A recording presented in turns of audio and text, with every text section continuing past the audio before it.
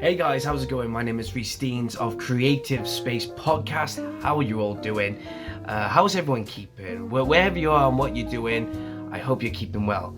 And like for some, I'm suffering with hay fever. So for those who are as well, who are suffering from hay fever, stay strong because it's a bitch. I'll tell you that for sure. This video today is a re-release of a podcast episode featuring the one and only Maury Yeston. A few months ago, I released the audio version of the podcast, which is obviously I've released it on Spotify, Anchor, which is now called Spotify for Podcasters. It's been on Podbean, it's been on Google Podcasts, it's been on all other podcast platforms, and I really had a fun time. It was a magical experience for me because Maury Yeston is one of the finest musical individuals in Broadway and in the West End. When I first started this podcast back in 2021, one of the goals was to get people who have worked in the musical industry, and I wanted anyone who just wanted to come on my podcast. I wasn't really sort of fixated on certain sectors because the whole point of Creative Space Podcast was we get people who've been involved in the creative industry. And I remember, looking through and doing my research, and I came across Maury Yeston, and of course I'm a big fan of Nine the Musical. I've heard of Titanic The Musical, and I also started listening to Grand Hotel, which I absolutely love the music, especially performances such as Michael Jeter, who is unbelievable. I really loved what stories and the background of Maury Yeston, how he got involved. So I reached out to his publicist, I think it was, or his manager, and first of all, got turned down. It was not because that he didn't want to, it was because he was very busy. So they told me to come back within 6 months, I think it was. Come back in 6 months or 7 months. So I did. I reached out again, 6 or 7 months. Nothing came back. So I was a bit taken back by that. I was a bit gutted. But me being so determined, I thought, well, I'm not going to give up. I'll leave it a few weeks more, or I'll leave it for another month or two, etc. And did it again, and next thing you know, got a response back, and I got shown a lot of dates, which I was inquired to point out which one I was free or available to do, and I pointed out a few other dates, and cut the long story short, we got a podcast, and he was an absolute pleasure. He was an absolute wonderful human being to talk to. I had so much fun doing this podcast, and I do it purely for the fun of it. I believe he is the first ever Oscar nominated individual that has appeared on my podcast, which to be honest with you, I take great pride in that, and I'm really proud that Maury Yeston did come on, because he started performing Nine. He started performing one of my songs, one of my favorite songs, Guido's song. It's one of my favorite, and we analysed it. I just thought it was absolutely fantastic. So I figured I must release the visual format of this podcast. So guys, without further ado, I hope you enjoy this. It's me and Maury Yeston on Creative Space Podcast. Enjoy. Here we go. That's not a problem. Yeah. Got it. Right. So when it comes to, with Creative Space Podcast, I mean, it's been going on for over a year, nearly 2 years, coming up in August. And when the pandemic started, I really missed the theatre. I'm normally, I work in a store that sells mountain equipment and everything, but my big passion is writing plays and creating stuff. And one of the things that I really wanted to do was get another podcast out there and speak to those who have worked in theatre, film, TV, etc. That's great. Yeah. One of the things that I was going to ask you was, because me being a playwright, because I studied in the University of South Wales in the Atrium campus, when we studied playwriting and everything, one of the things that they only slightly mentioned was writing lyrics, etc. But see, I can't play an instrument. I'm not a musician by trade. I love writing plays and that. But when it comes to you being the experienced man writing lyrics and the scores, etc., for someone like me who just writes plays but no experience of writing music, can they still write musicals in any way? Absolutely. As a matter of fact, after I was at Clare College, Cambridge for 2 years, postgraduate from Yale. When I came back to the States, I did a year of teaching at Lincoln University, which is which is the first Black college in America. And after that, I went back to start my master's and my PhD program back at Yale. When I did so, I had been told by an advisor who actually was the man who produced My Fair Lady on Broadway. His name was Herman Levin, wonderful man. And he was sort of like a mentor to me. And he said, there's a workshop here in New York City run by a great Broadway conductor named Lehman Engel, who had written books about writing musicals. And he if you get into this workshop, he teaches in this workshop how to write theater songs, music, and lyrics. And so I auditioned for him, and he got me into that workshop. And Lehman, I was in that workshop for years and years and years. And then when he retired, I took over the workshop and taught it for 25 years. So just to give you an idea, my little group, and then he would say, people say, I think you're very gifted as a composer. He would say to other people, I think you should develop as a lyricist. And he told me, on the basis of my work, he said, I think you should write both your lyrics and your music. And so that was a wonderful period of time during which we literally learned how to write lyrics from scratch. So you could absolutely, or anybody listening can absolutely, if you're neurotic in that direction, you can think about writing words that somebody may put to music, or even having somebody give you some music and you could find words to put to it. And there are principles about writing lyrics and things like that. And there are even more specific principles about writing theater lyrics. Because you see, well, I like to divide the world of songs into basically three categories. First of all, there's songs created by and beloved by amateurs, right? And they're songs that ordinary people sing. You don't have to be trained. You don't even have to be a good singer. You sing it in groups. It could be I've been working on the railroad. It could be folk songs, right? And those are beloved. And so when you think about what those songs have to do, they have to be. You have to be able to sing them. I can sneeze for a second. Ordinary people have to be able to sing them, and when they do, then you could analyze them and say, okay, why do groups love to sing I've been working on the railroad? I'm sure this song is known even in the UK. Yeah. So if you analyze it and think about just a group of kids on a school bus and they're singing that song, right? They need no accompaniment. So let's look at the shape of that melody. Okay, it goes like this. So it's just a little note above and a little note below. It goes back and forth. We see we're right smack in the middle of the voice. Only a couple of notes above and a couple of notes below. It's just we go and we go and we go. Oh,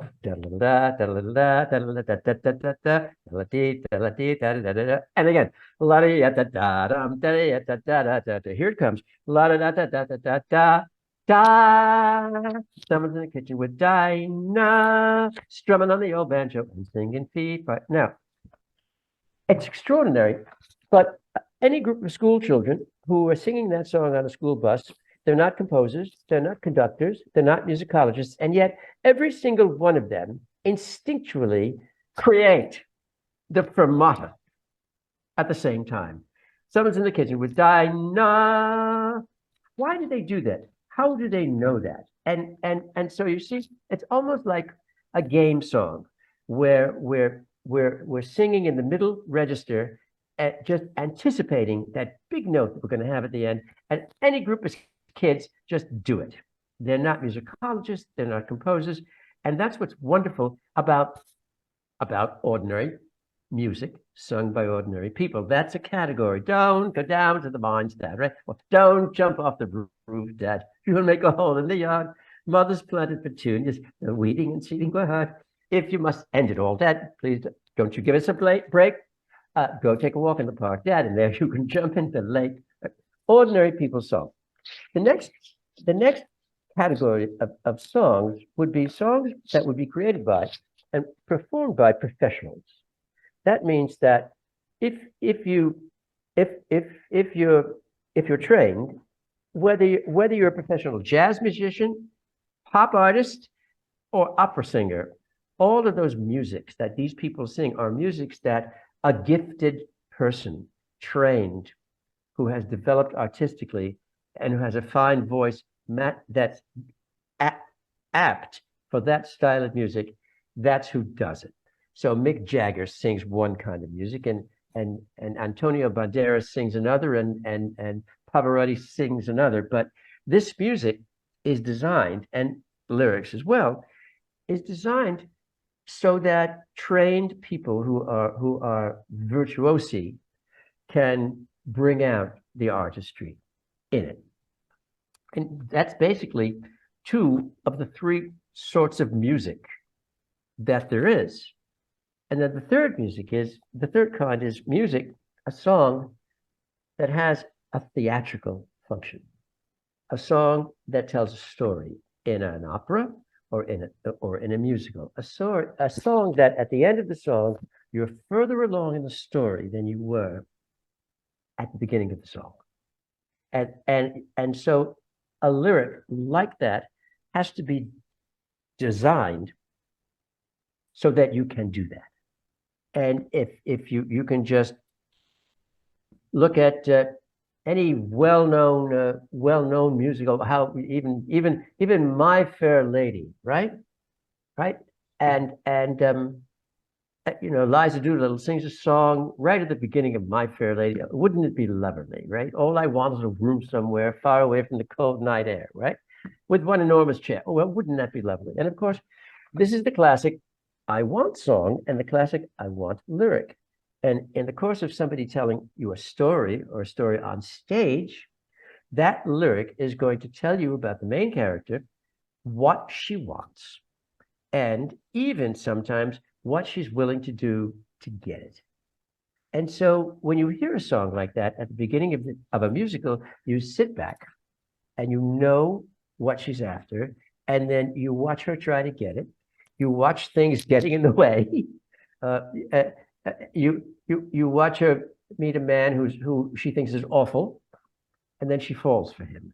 And so lyric writing is really a wonderful skill and art in telling a story. And you'll see that in the works of Andrew Lloyd Webber. You'll see it in Stephen Sondheim.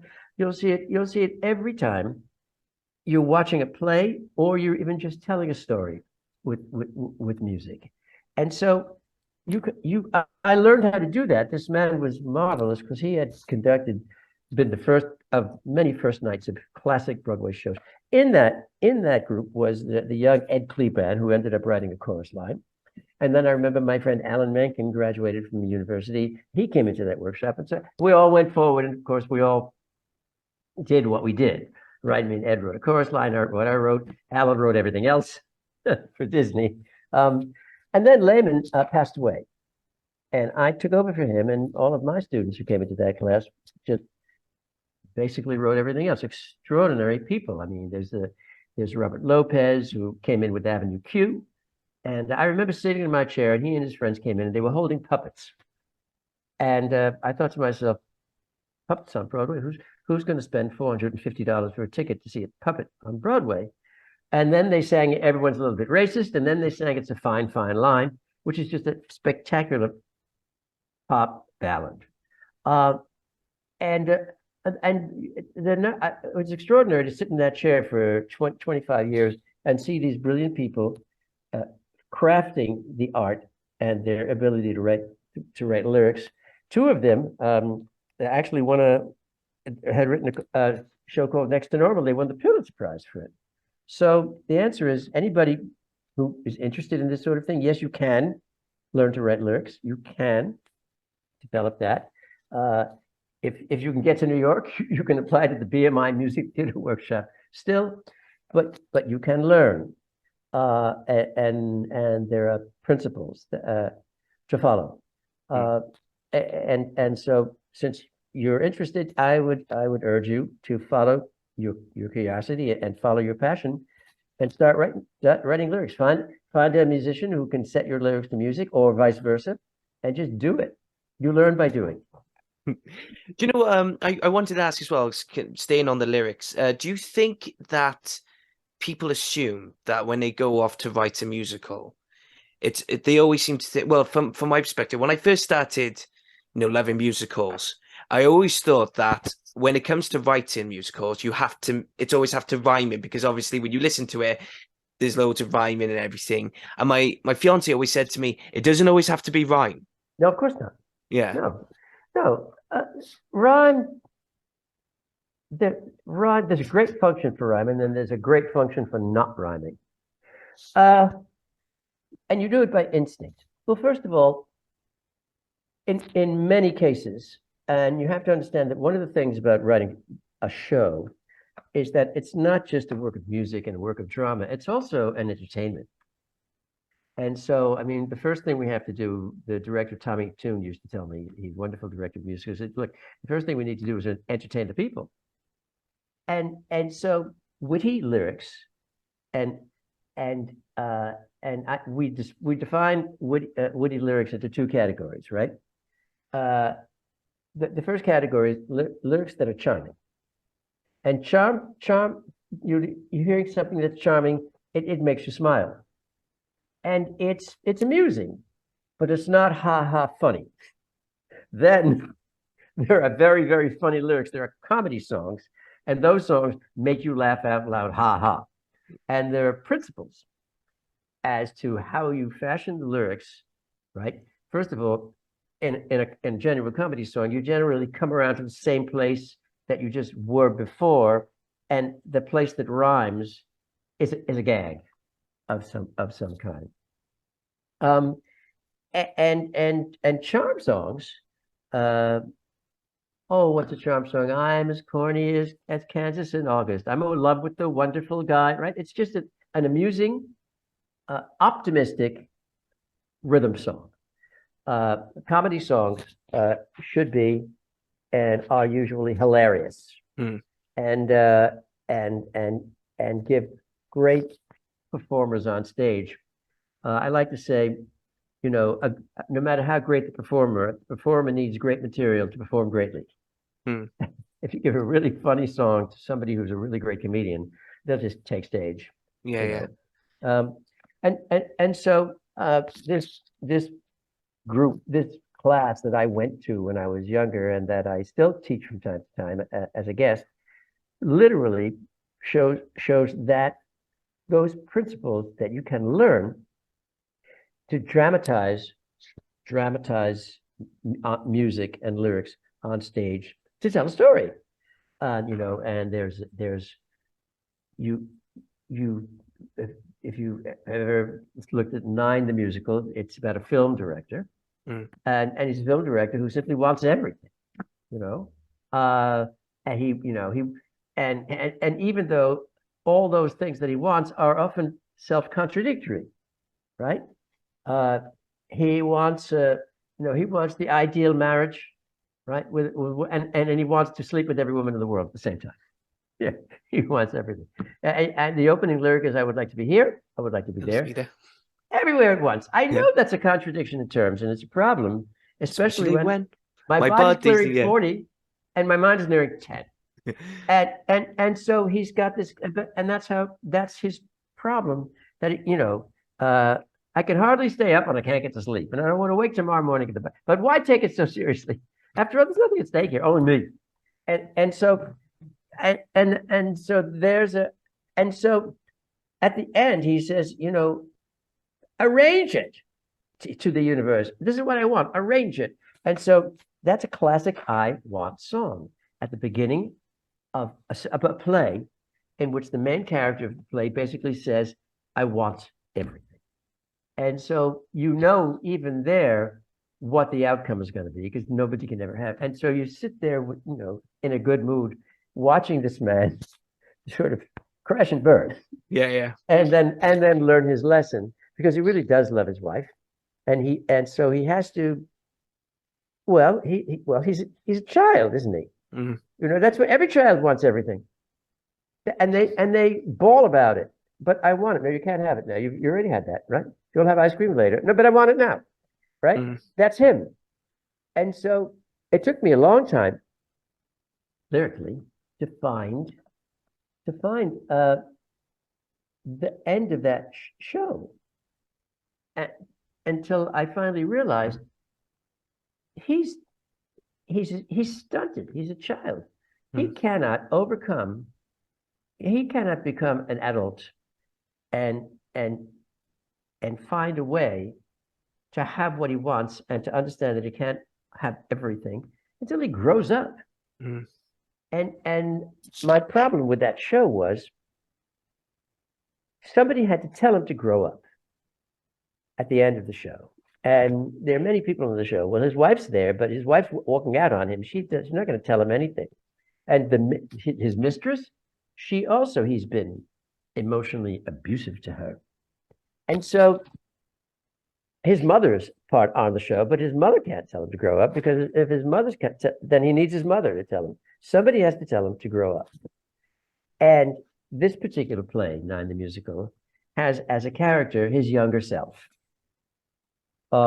who's aged 9.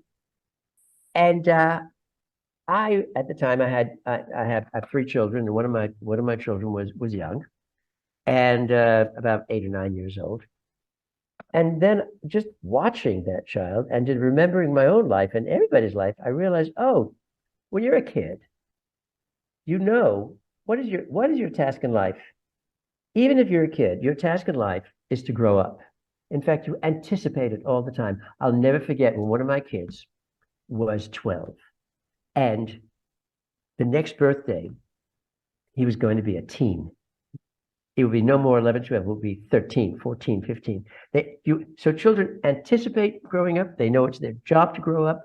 They luxuriate in that getting older, having more to do, being taken more seriously. And so somebody on stage has to tell this main character in Nine the Musical, you have to grow up. And who would know that better than his own earlier self? And so it's one of those surrealistic moments when he literally has a conversation with his earlier self, who's been on stage, and the kid sings him a song. And the name of the song is Getting Tall. Because, and again, this is one of the principles of lyric writing. I knew I had to write a song telling this man to grow up, and I instinctually knew the 2 words that I may never use in this song is grow up. It's just too on the nose. Mm. And so I found a way to go to the other part of growing up when you're young, which is getting taller. We grow taller. And I wrote a song called Getting Tall, And not only that, so it starts with the kid is singing to his older self, explaining to him how it is that in the natural order of things, you can't fight this. You must grow up, otherwise you're made a child all your life. And he sings scraping knees. That's what happens when you're a kid. You scrape your knees. Tying shoes. I remember learning how to tie a bow still when I was a kid. Every child learns that, right? Scraping knees, tying shoes, starting school, and paying dues, right? You slipped a little sort of mature thing in there. Finding there's no way you could spend a lifetime playing ball, part of getting tall. And so I found that little phrase in the lyric, getting tall, instead of part of growing up, right? Learning more, knowing less, simple rules, tenderness. And then you're not crazy, you're all right. Everyone wants everyone in sight, but knowing you have no one, if you try to have it all, is part of scraping knees, part of getting tall. And so that's how a lyric comes out of understanding and analyzing the nature of your character, the nature of the story, the job that the song has to accomplish.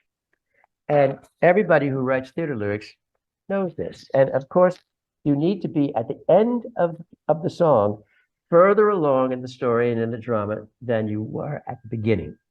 So theater songs keep on pushing the plot, keep on developing the character, and keep on pushing you with an inevitable logic into the ending of the show. And that's what dramatic songwriting is. It has a job to do, which is Mm. not just to tell the story, but to advance the story. Yeah, yeah. Do you know what? It was funny when you mentioned Guido's song, is because it's one of my favorites. I love to sing, and one of the favorite lines I love in the song is, "One limitation I daily regret. There's only one of me I ever met." That's exactly right. So what I want, he's singing what I want is impossible. I want to be here, I want to be there. Well, if you're only one person, you can't be there at the same time. And yet, you see, the thing about that character is he knows he can't have it, and yet that doesn't erase the wanting. That's his problem, you know. Um, People who what he really wants is everything. He wants things that are contradictory, and as as as does an emotional child. Mm. And so he hurts those around him, and he learns a lesson, and ultimately he has to be willing to change. He has to be willing to change. He has to abandon that. And so at the very end of the show, and that is again a task or an assignment. I like to think of it as assignment. What's the assignment at the end of this show? He has to understand that I'm not that 9-year-old boy anymore. I'm I have to be an adult. And so that song that I started, Scraping Knees, Tying Shoes, his young 9-year-old self sings it to him on stage. It ends with, Guido, you're not crazy, you're all right. Everyone wants everyone inside. But knowing you have no one, if you try to have it all, right, is part of getting tall. And then there is a reprise of an earlier song in the show, in which Guido then sings to him. And the song ends with, I'll be 40 and you will be 9, to the little boy, right? And he sings, I'll be 40, and the little boy sings, you'll be 40. And then they both sing, I'll be. And he's, I'll be, and together they sing 9, and that's the end of the show. Mm. And so he has a conversation with himself, and he realizes that he has to grow up. So in a way, it's his own inner discipline that makes him change his attitude and change his life, because nobody can do that for you. And this is a man who has, who has difficulty negotiating with his relations everywhere, but especially with himself, because he's at a creative block in his, and of course, all of that is inspired by Fellini, because the show 9 is based on Fellini's film 8½, and it's a film that Fellini made because he had done 8 films, and this was sort of maybe a half on the side. That's why I said it's my another half film, and this film is a film of him and making the actual film that we're seeing. So it's Fellini doing a self-analysis of himself as what, and he's going through all the things. 9's based on that. He has his wife, he has his mistress, he has his producer. He's juggling all these things in the air, and of course, it all falls down. And in the end, it doesn't make the film. It's a flop. Mm. It doesn't. Yeah. There was one individual that I'd like to mention, because obviously we've gone into the discussion of 9, but there's one individual who is by far one of the greatest actresses ever, who has literally given you that push, and that was Katharine Hepburn. Oh, yeah. Would you like to tell us the story of how Katharine Hepburn gave you that little push of getting Wait, 9? you remind me. What do you know about that story? And then I'll fill in the blanks. Yeah. So what I've done my research on was the Katharine Hepburn went to go and see a read through of 9, and you were there, and I can't remember who it was, but you performed the music, the story, and she loved it that much. She recommended to someone or somebody or some people that this person has got a musical that needs to be put on stage. Yeah. You be Well, Well, it's the most generous thing that I've ever experienced in my life. There's a there's a foundation called the O'Neill Foundation in Connecticut, and they do readings, staged readings every summer of promising new musicals. And uh, the second year they did that, many years ago, during the summer, my show, Nine, was picked to be performed there. And we went up there to do it. I had some wonderful actors. A young director named Howard Ashman directed it. Mm.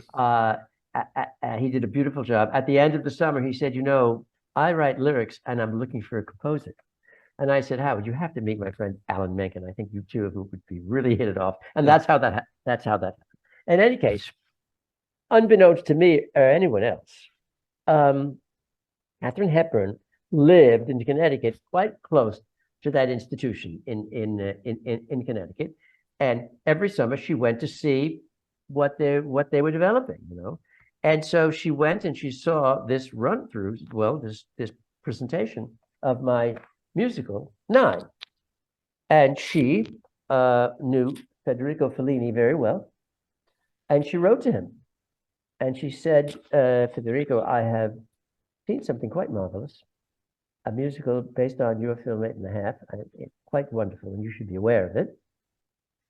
And I didn't know that until Fellini told me. When it came time to get the rights to do the musical, and when I traveled to Italy, and we ultimately got the rights. And we did the show, and it was a huge hit. Fellini invited me to come to Rome and spend some time with him, and that was just the best week of my life. We just every day we had lunch every day with all his friends. We have these cars, zooming around the narrow streets of Rome and finding some new restaurant, usually out under a tarpaulin, and with them, and he said. He said, I knew about Nine many years ago because Katharine Hepburn wrote to me and told me that it was wonderful. So who knew that? And that's how I found that out. And then I asked him if Marcello Mastroianni could sing. And he said, "Si, soprano." He was a very, very funny man. And so, you find out wonderful things like that. The last thing I would have expected. And, but that was, sort of like an angel had taken a look at my life somehow. And that woman had done that. And that facilitated, I guess, because I had never done anything. Nobody had ever heard of me, but somehow Fellini had gotten that note way before I ever considered that we'd get a chance to actually do the show on Broadway. When we mention Guido, there have been many famous, well-respected, well-renowned performers. Yeah. We've had Daniel Day-Lewis in the motion picture version. Right. We've had Jonathan Pryce. He was so wonderful. Antonio Banderas, yeah. Who I absolutely love and admire. Yeah. I would love it one day if I got to meet him in person. I just want to ask him loads of things. It's not even about action, just about him in musicals. He's a fantastic man. Yeah. Can I tell you a story about Antonio? Of course. Okay. Go right ahead. Antonio is from Malaga in Spain. He's a poor kid from Malaga, Spain. And he and his friends, Paco, Pico, Padro, whatever his name is, Pedro, they used to go to bus and truck tours of Spain. In other words, a Broadway show or maybe even a West End production, right, would travel to Malaga and Madrid and places like that. And when they were teens, and they would go see the show. And Antonio, when he was 15 years old or so, he would sit with all his friends, right, and he would see some wonderful thing on stage, a musical, and he would say to his friends, "I am going to do that. I am going to do that," and they would laugh, right? Paco, Pedro, Pico, Paco, right there, they would laugh at him. So uh, let's move the clock forward, and there's Antonio Banderas in final previews, and we're going to open Nine the Musical at the 46th Street Theater on Broadway. And would you not know that opening night, he had flown from Madrid to New York, from Malaga, Paco, Pedro, Pico, all of them, they were sitting there so that he could stand on the stage and go, I told you I I was going to do that. That's Antonio. That's filled with life. And it's an absolutely true story. So he knew what he wanted. Yeah. But then there's this one individual who started it all off. Many people would know him as Gomez Adams. Raul Julia. Raul Julia, who I think is one of the most renowned actors. I think one of the most underrated actors, in my opinion. I think no, go on. But we know, well, he isn't anymore. We know about, I mean, he has now historically, we really do know. And when he was alive, I mean, he was incredibly successful. Everybody thought he was just beyond belief. I don't think he was ever underrated. It's just that he died too soon, tragically, of stomach cancer. And so he really didn't get a chance to become the supernova star that he would have been had he lived, you know. And so, and you know, if in fact he had Nine had run on Broadway for 3 years, or if he had then gone to London, in other words, his career stopped short. And so, you know, the memory fades when you open, if you open in 1982, for example. But you know what? But he'd be alive today, and then he would have been the supernova. So it's not about being underrated as it is. If you don't stay present, he just died too young, you know, to really fulfill what would have been his ultimate glory. He was wonderful, and you know, there's a New York City library in which you can, if you come to New York, you can actually go to a room and they have recordings of all the Broadway shows, and you actually see a recording of Raoul's performance in that show. But he was the most magnificent man. He worked so hard for charitable foundations, particularly charitable foundations that fed children in South America. And Mexico. He was an extraordinary man. Any fun stories to talk about when you and him did Nine in the opening? Is there any fun stories to tell about Raul Julia as maybe as a professional, maybe as a person? Again, he's when he died, 3 priests came from South America to speak about him because his charitable deeds were so extraordinary. Raul was one of the most illuminated people I've ever known. He just had a light inside of him. And his dramatic gifts were extraordinary. His sense of humor was absolutely wonderful. I remember he would sing the Saint Sebastian, and Saint Sebastian's School for Boys is a song in our show, and it's very demanding on the voice. And so what I did is that I had the orchestrator create a band arrangement of that show in 2 different keys, a higher key for when Raoul was feeling very strong, and a slightly lower key when he would be singing, because it would strain his voice too much. And I'll never forget, in those days we all smoked. I mean, everybody smoked back then in the 1980s. And I smoked a particularly dreadful cigarette that had no filter on it, called Camel cigarettes. And every once in a while before the show, Raoul would be wanting to sing this song in a lower key, and he would come to me. He would say, "Maury, you know, I let me have one of your Camels before I go on. I want my voice to be very smoky." It was extraordinarily funny and generous, and one of the greatest instinctual actors I've ever known. He was just born to act.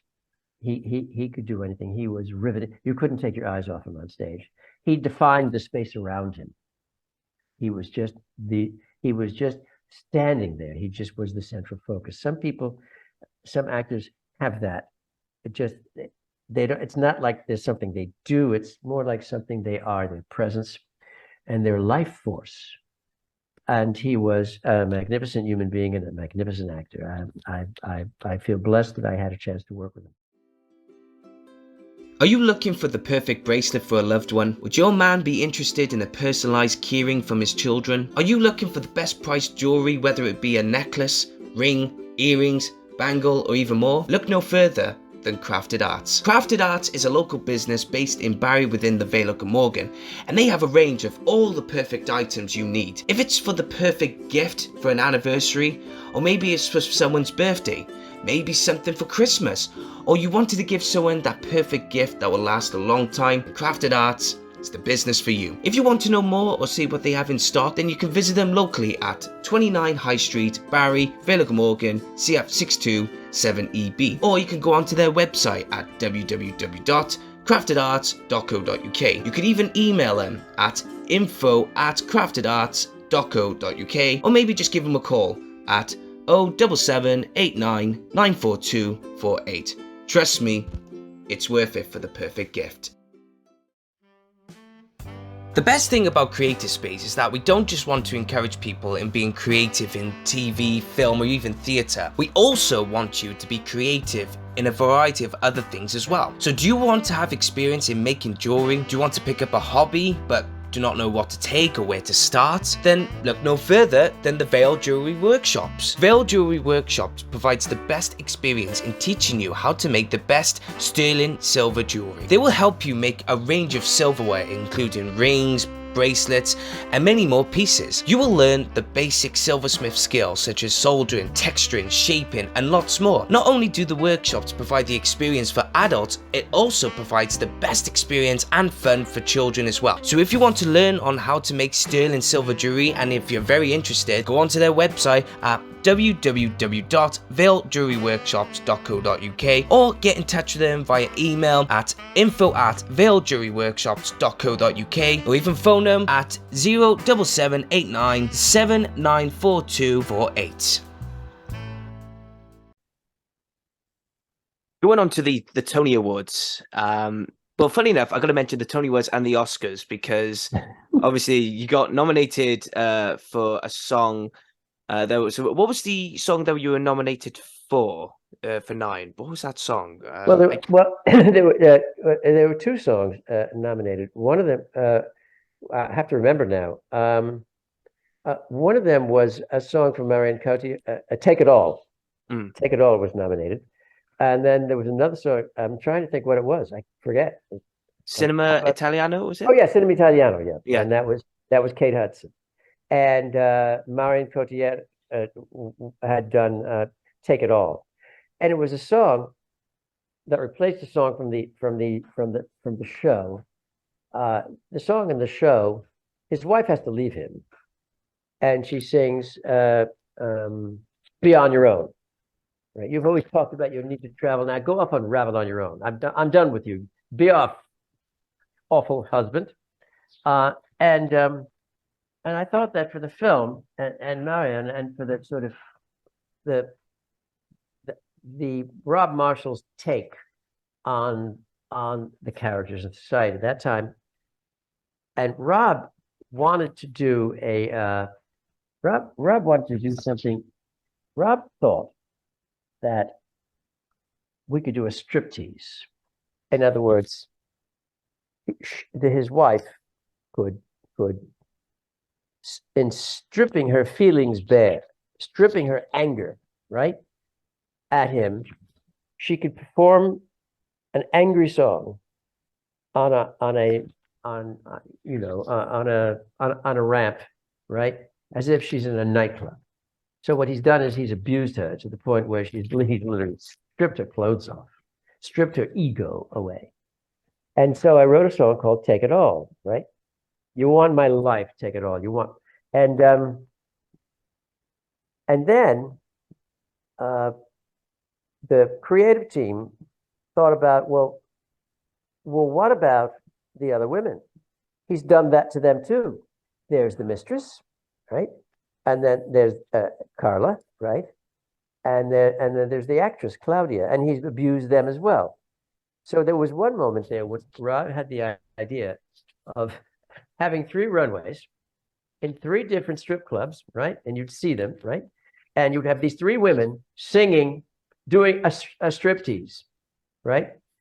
And who would they be? There would be Marion Cotillard and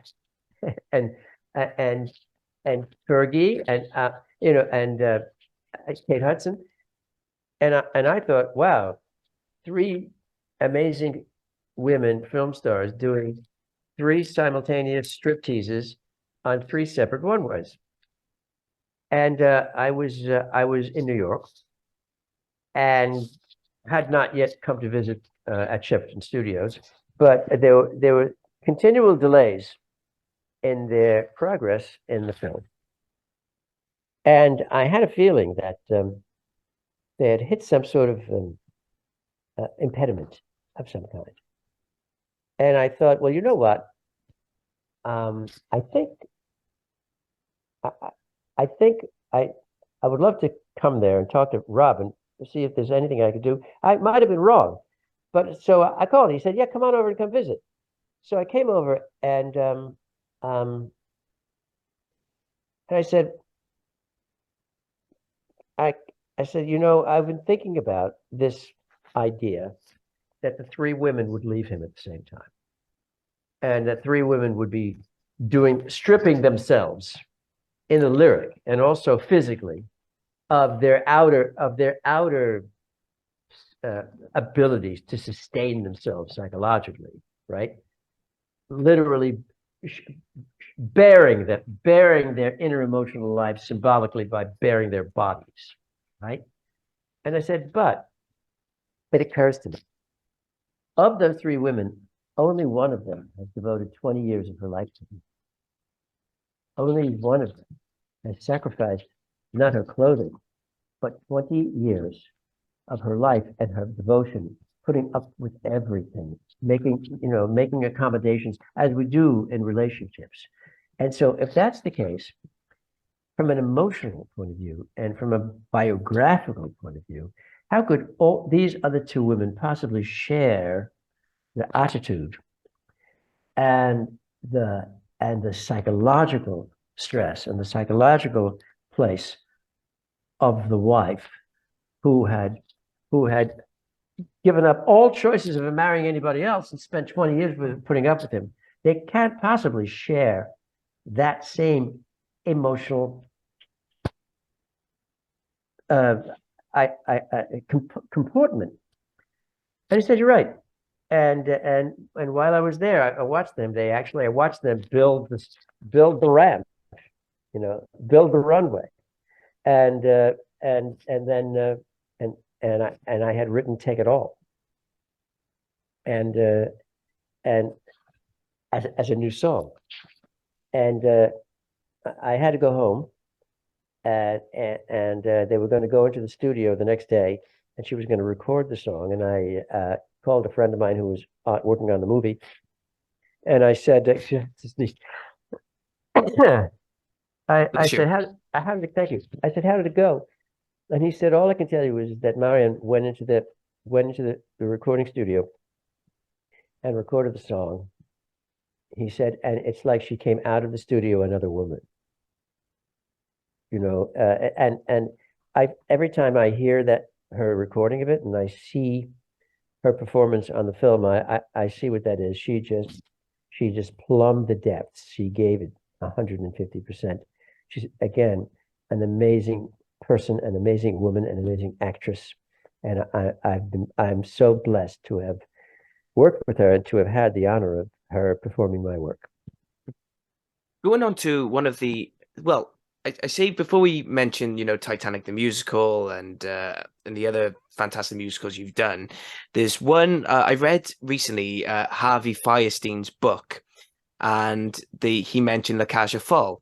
And it's even more ironic because I was watching The Birdcage last night with Robin Williams and Nathan Lane, and I was like, and for some reason there was a connection in my head going, why is something telling me to look up Cage Aux Folles for some reason?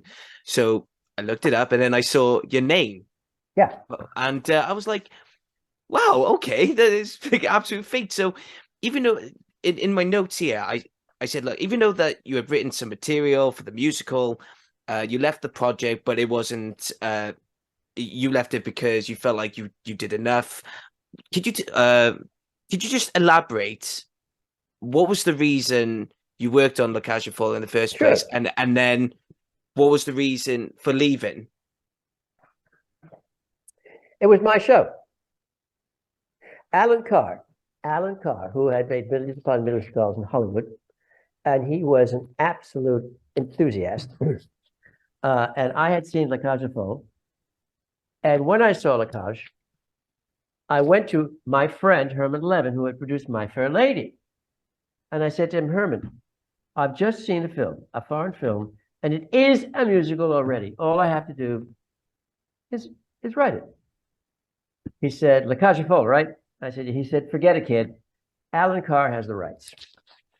Alan Carr, I said, okay, so I'll forget it. And Alan Carr had the rights. Well, nevertheless, when I have an idea for something, I just write it, just to keep my pencil sharp.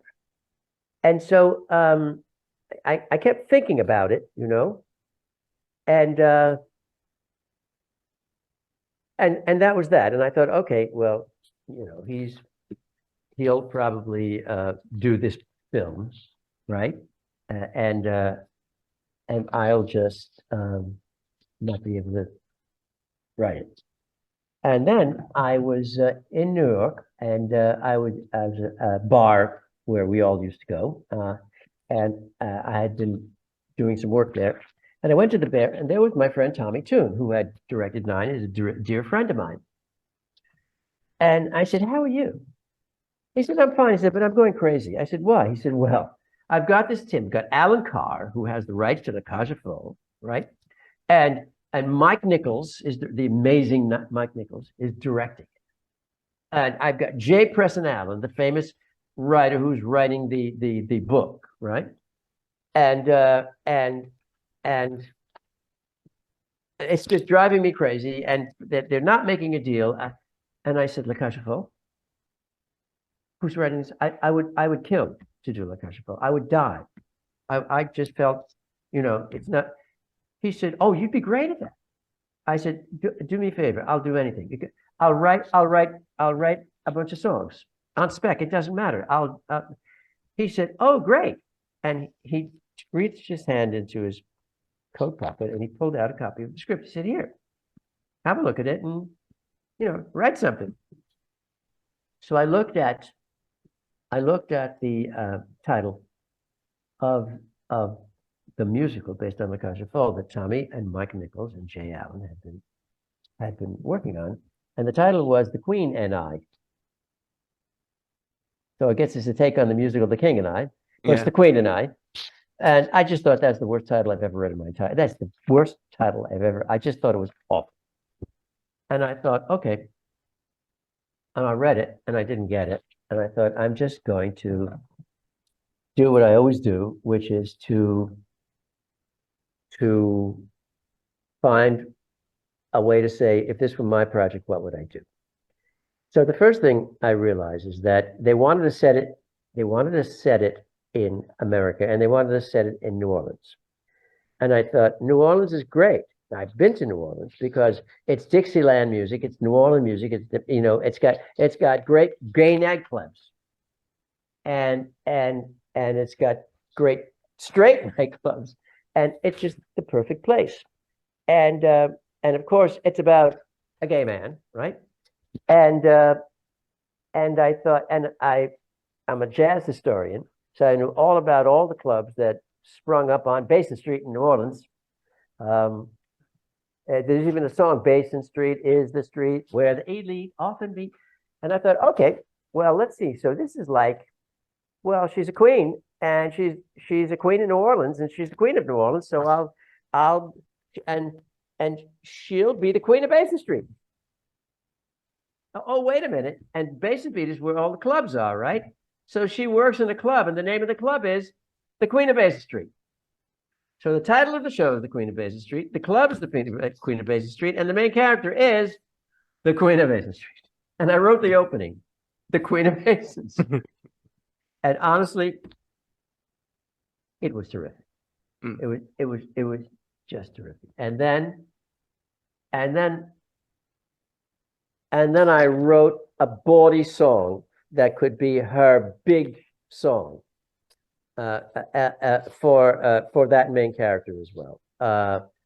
And then I wrote a love ballad for her as well. And the bawdy song was Salt and Pepper, and she comes out as a chef, and it's salt my salt and pepper my pepper, pepper my pepper, and on the way you can flambe my crepe Suzette, but baby, don't forget me in the kitchen tonight. Cool my quiche and heat my toddy. We'll gobble zobble yoni while nobody's in sight. Oh, baby, don't forget me in the kitchen tonight. Well, hilarious.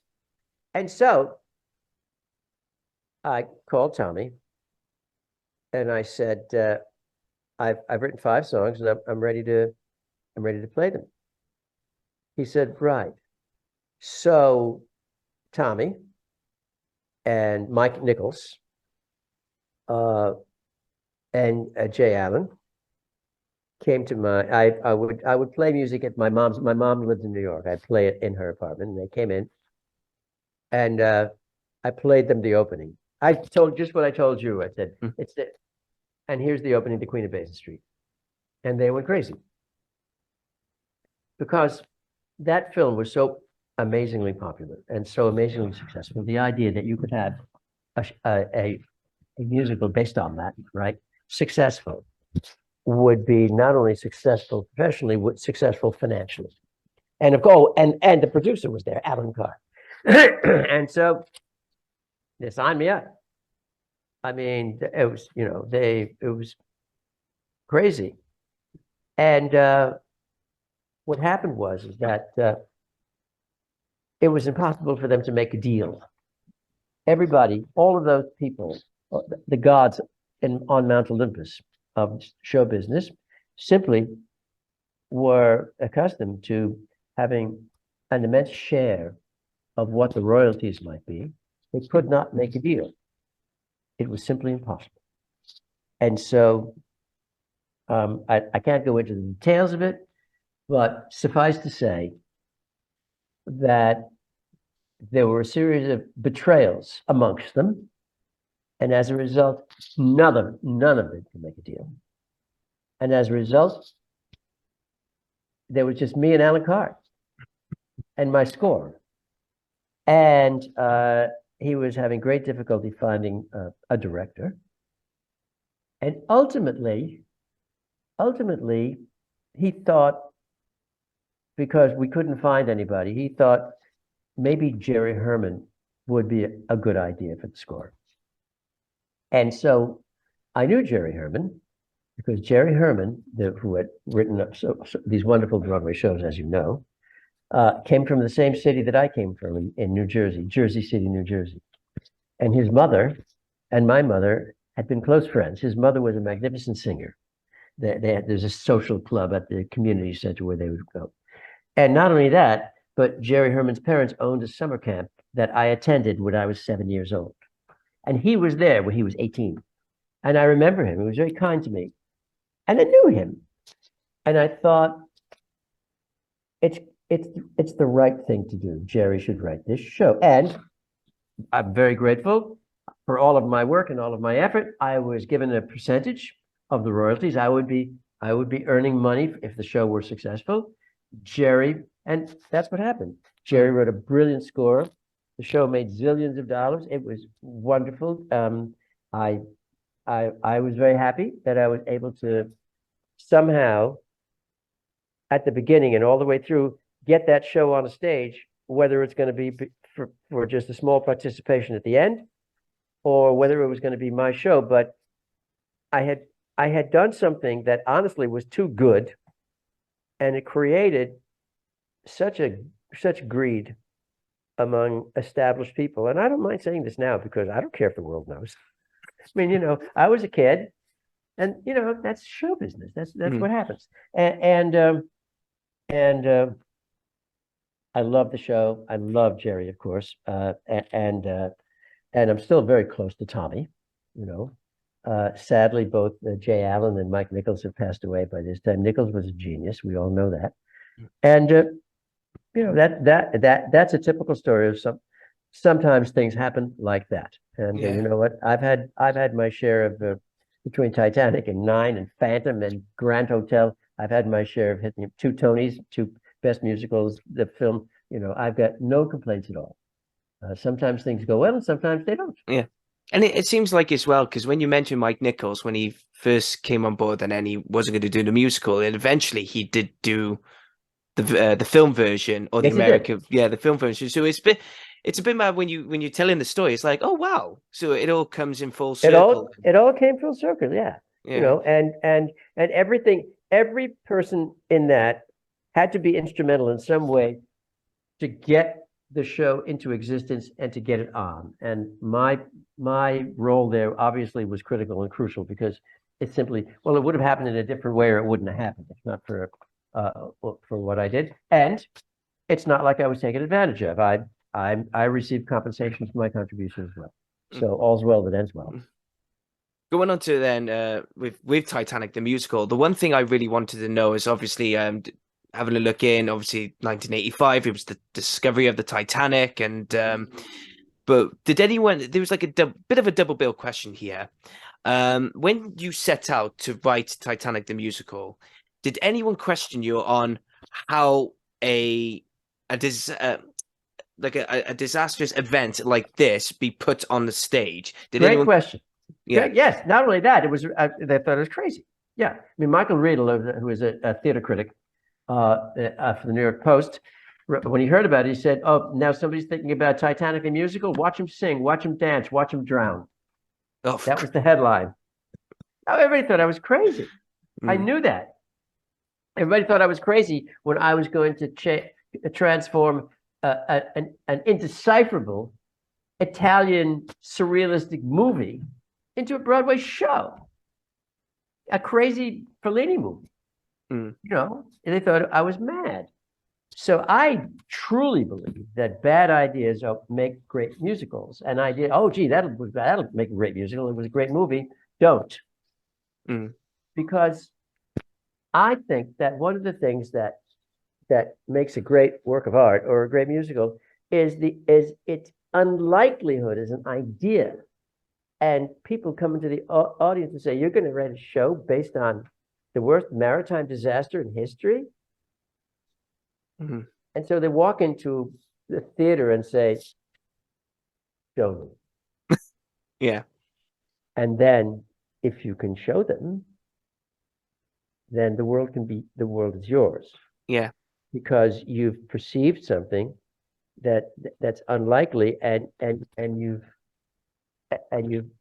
had your 2 cents in it and you've been able to find an interpretation that's revelatory to yourself and to the rest of the world. yeah. And so, insofar as I was concerned, it was getting to be the 80s, the 1980s. And I said, you know what? In a few years, it's going to be the millennium. It's going to be 1,000 years have gone. How extraordinary, really, to be living at a time when 1,000 year period is going on. And I was thinking about all the events that had taken place in the 20th century, and I thought, you know what? One of the most emblematic events that defined the 20th century was the wreck of the Titanic, because it was the downfall of the hubris of the 19th century, of this omnipotential worldview of these economies that had experienced the Industrial Revolution, the infallibility of technology. Mm-hmm. And I thought, well, that's an interesting story. Um, and and I thought something about the story of the Titanic feels to me, now that this millennium is coming to a close, now that the 1900s are coming to a close, it feels like the most emblematic story of the century. Something about everything that we could do good came to nothing because of our pride, because of our unbased faith in the infallibility of ourselves and of our technology, I thought. And that was in the 1980s. And about a month after I had that perception, the space shuttle blew up. Yes. Yeah, was it the one with the teacher, was it? The one Yes, yes, they died. Mm. They sent up a fail-safe. They put people in a rocket ship in orbit around the Earth, and when it came back, it burned up and they died. That's the Titanic. Mm. Have we learned nothing in stupid faith in our own infallibility? That's our story. Yeah. That's the story. Yeah, because And so my faith in the project was redoubled. Because you know when you mention it as well. Sorry, it was when you mentioned it because there's so many things that were so wrong about the Titanic as well, that there wasn't enough lifeboats. And do you know what? My grandfather told me this one because we were watching a documentary. Well, he watched a documentary and he said, "Well, did you know the reason why they didn't have as much lifeboats on the Titanic?" And I was like, "What's the reason?" He went, "Because the people above thought it was too ugly." And I went, "What?" And he said to me, because they thought it would make the Titanic look ugly. Well, that was part of it. Yeah. But they just felt they didn't need it. Let's not forget. No. Yeah. Let's not forget. The Titanic was designed to be its own lifeboat because it couldn't sink. So if the ship you're on is its own lifeboat, you don't need that many lifeboats. And so you could have more space for walking around and for other things that the first class are going to enjoy doing, right? So when you understand that, then I thought, well, so what is my show about? And then I realized what my show was about was the reason they built the Titanic in the first place. Why did they build it? They built it to save lives. Let's make a ship that will never sink. Well, that's a dream. That ship was a ship of dreams. Let's build a ship let's do something that will save lives. That's Jonas Salk. Let's make a vaccine that will prevent people from getting polio. We dream these things all the time. And sometimes no matter how well-meaning and important these dreams are, we fail. We fail because we've made a mistake. We fail because we're irresponsible. Well, now we want to know why we failed. But it's a worthy dream. It's a worthy dream to try to keep people from getting polio. It's a worthy dream to build a ship that won't sink. So the Titanic was a positive dream to save lives, right? And not only that, but what else was a dream? Well, it was the dream of the poor people to have a better life in America. All those third-class people there in the hold, they were coming for a better, and they did have a better life there when they got there. They could, right? It was the dream of the second class, the newly enfranchised, the newly created English second class. They were created by the very industrial revolution that created that ship. It was a dream to take an ocean voyage and rub elbows with the rich and famous. Rub elbows with the upper class, because that's what the second class was, right? And it was the dream of the captains of industry and the people around the world. It was their dream that their hegemony would last forever. That would be it. We'd be, all these great millionaires and all of the names. And when that ship hit that iceberg and went down, all of those dreams went down with it, and the 20th century was born. And that's what I knew. And I knew that when I write this show, as I wrote this show, that's what the show is going to do. It's going to be not about mean people doing bad things. It's about human infallibility. And unfortunately, it doesn't exist. All you have is fallibility. And you have a dream, and you have people who were overly confident. And then when you see what was it that happened, you can see, well, first of all, They didn't see it. They didn't see the iceberg. Why didn't they see the iceberg? Well, because there was no moon that night. There were no moon that night, and there was some haze, so there were no stars that night. So you couldn't see hardly anything. And most important, there was no wind that night. Well, what does that mean? Well, when you're the lookout on a ship and you're looking to see if there's an iceberg around, one of the things you see, if there's wind, the wind is going to blow the water up against the edge of the iceberg, and it's going to be white froth. But there was no wind, no froth. Iceberg was invisible. And who would know about that? The lookout. So Peter Stone and I said, well, the lookout's important because he'll be able to witness why they didn't see it. Okay. Well, it was going too fast. Well, why was it going too fast? Well, they were trying to beat the speed record. Well, who would know that? Well, who would know that is a stoker down in the hold. He's shoveling the coal, and they keep on faster shoveling and getting faster and faster. And he's down there, and he would know this is dangerous. This is too fast. Why are they going this fast? Right. So we have our second witness. Right. And okay. Well, they sent out an SOS. Why? There was a ship 3 miles away from them. Why didn't they respond? Right. The telegrapher in the show says, "Why don't you answer? Why don't you?" They didn't respond because it was very early days of telegraphy. And so on every ship, the telegrapher went to bed every night. After the wreck of the Titanic, they had two on board on every ship. One at his job when the other one was asleep. Just happened that way. And so that's why Peter and I decided that we would center the show about groups of three. There were these three people who can tell us why it happened, right? The telegraph operator, the stoker, as I said, and the lookout. And we thought, all right, well, let's make these three young Irish girls. They're on the way. The three Kates. They're all named Kate, right?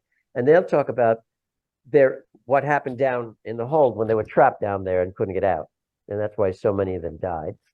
And then, of course, the three people who were responsible for the ship. And I thought, well, I asked myself, if I were on the Titanic, if I were involved in the Titanic, who would I be? Well, pardon me, as a grandson of immigrants, I'd probably be dead, right? But as the person following my own life project, I'd be the architect. That's what I do. I create things, right? I do the design. And so we had the architect, we had the captain who was in charge of everything, and then we had the owner. So you have the builder, the owner, and the owner is the one who's pushing to break the speed record, which they were doing. And so having that structure, we were able then to tell the story that way. But of course, and everybody thought this is going to be the original musical disaster. And I thought that's what you expect. But for me, it was a noble failure. It was the space shuttle, was the brightest. People now have to carry that for the rest of their lives, that they failed. They failed those people who were killed there. And they failed the people who were on the Titanic. But the failure was in the pursuit of a worthy dream. And that's human beings. We strive, and sometimes we fail, we overreach. And that's a human story. And you don't have to buy a ticket if you don't want to see that. But apparently, a lot of people really want to see it. It was, it was such a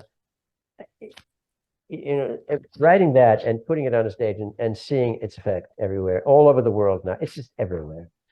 I mean, it's been on every continent and in every small city from Poland to Korea, and because it's the most famous story in the world, I think. And so I just feel blessed that I had the idea and had kind of figured it out to be a story that inspires. Right? These people died in the service of trying trying to do something that would save life. Yeah. And so we strive, and sometimes we fail, but there's worthiness in the strive. And especially as well when you mention that, I mean, in a couple of weeks, well, in a couple of months, it's going to be on in Cardiff, in my home Yeah, city. yeah, So, and it's still going on to this day. But one of the things as well, I think this is purely, I don't know about from your perspective, but it seems like I've read the dates of when the musical Titanic the musical opened on Broadway, which was in 1997, which was, allow me just so the 23rd of April 1997, and then the film, as we all know, the 19th of December 1997. So was you aware? Was it purely, do you think, a coincidence that they were making a film about the Titanic, or did you think? I had the idea when I had the idea. James Cameron had the idea when he had the idea completely independently. It was Titanic was in the air. And, and we had nothing to do with each other at all. And then the stories about their misery began. They just had problem after problem after problem. And then we opened on Broadway, and the world was ours, right? And then, uh, and then after that, they did the Nine movie. And when they did the Nine movie, we were nominated for a Golden Globe. And James Cameron had done his Titanic movie after everything he went through, and he was there at the Golden Globes, right? And we were there together. It was the same season, Nine and Titanic. And so every group has a table, right? So I was at the table with the nine, all Oh, the was it? nine women. Yeah, was it Avatar? Do you mean? Because I think he was up for an Oh, Avatar. yeah, it was Avatar. Forgive me, it Yeah. was Avatar. Yeah, it was Avatar. And his table was right next to ours, and I'd never met the man.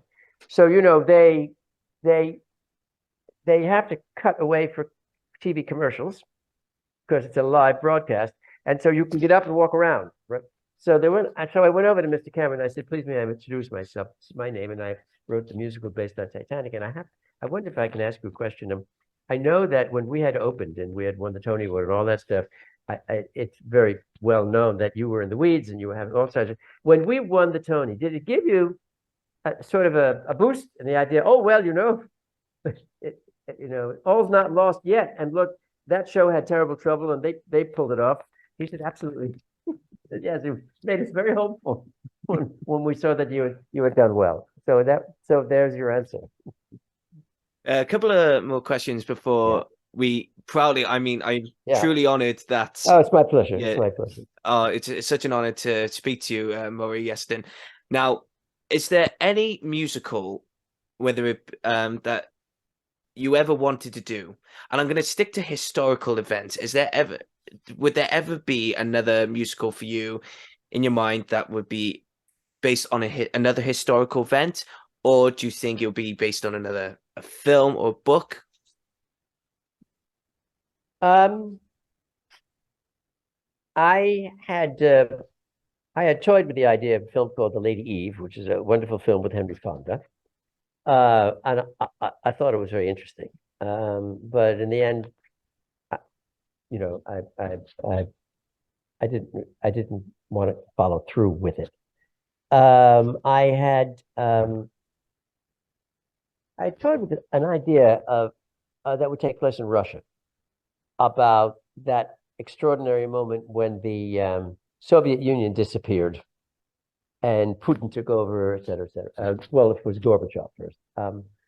And I even did a reading of it, but I have to stop now because Russia's a dirty word now.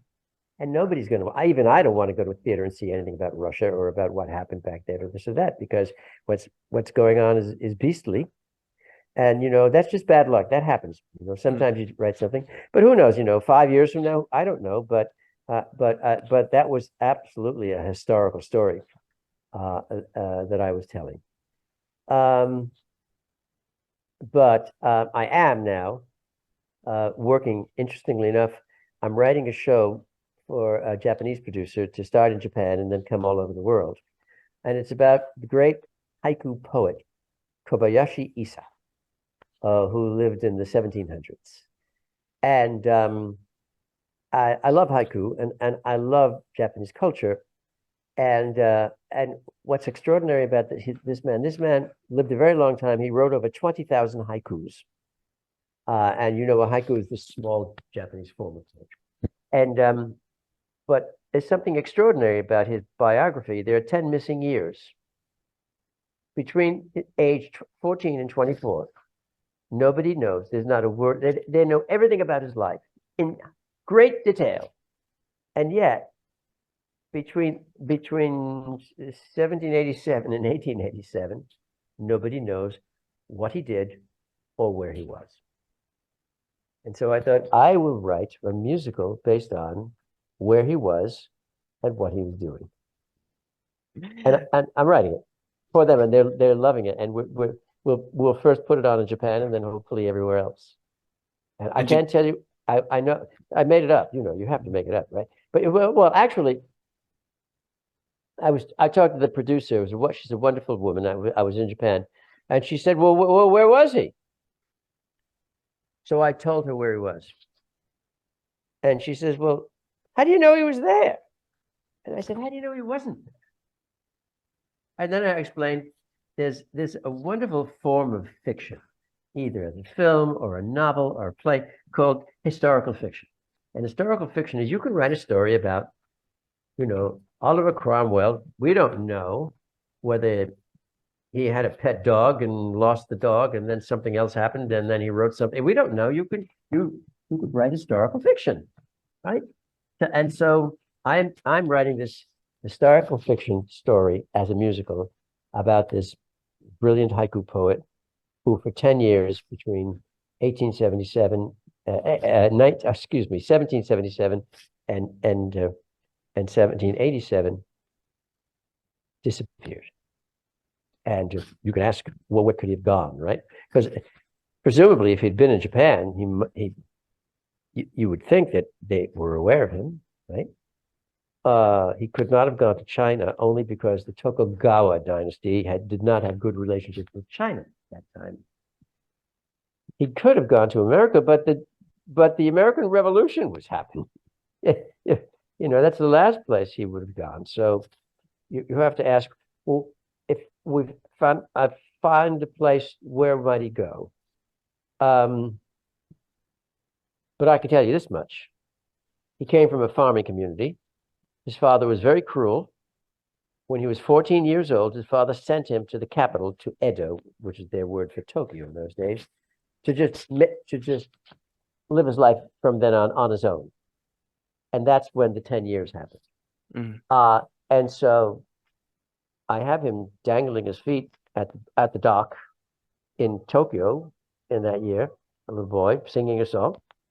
And the only Europeans who were permitted to interact with Japan at that time were the Dutch sailing ships, and they traded. And so there's a Dutch sailor who sees this young lad and looking sad and strikes up a conversation with him. The boy tells him his whole sad story. And the sailor says, well, ship out with us as a cabin boy. You'll see the world. And he goes on the ship. Okay, that's enough, I can tell you. And there you are, you see? And that's how things start. You're asking me, how do you write lyrics? How do you write music? How do you write a show? You make stuff up. You just make it up. And it's so exciting to do that, you know? And are you curious to know what happened to East now? Have I sold you a ticket yet? Oh, I want to go see it. There you are. Yeah. So do I. Great to talk to you. Great to talk to you. But one last question. Of course. And I always ask my guests this question. How do you look back on your career? I'm lucky. I feel incredibly lucky. You know, I've had hits. I've had things that didn't come off. I've had things that didn't get produced. But, you know, everybody doesn't get everything. I just feel inordinately lucky. I had wonderful parents. I have a wonderful family. I'm married to the most wonderful person in the world. I have kids who I adore. I'm still alive at my age. I've had the most wonderful education. I was the head of a department at Yale for many years. I've written books, and I just feel so very lucky. You know, wonderful people have recorded my Barbara Streisand. You know, I've just been inordinately lucky, and I'm very grateful, and I never forget it. I don't take it for granted either.